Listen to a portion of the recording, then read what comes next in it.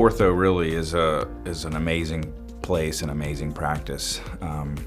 When we re-envisioned this practice about 4 years ago, and when we did, we wanted to create a practice where the best things were being done, but they were being done in a little bit more caring and a little bit more small town way. We've tried to build our whole practice on that premise that we're doing the best things, the things you could get in any big city.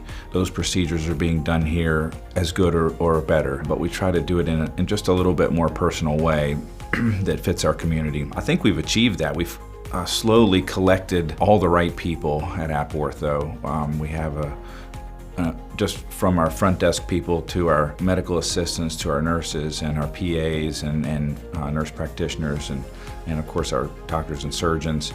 They're all really high quality people inside their specialty and outside of AppOrtho, and that really has made AppOrtho a place where great things are happening.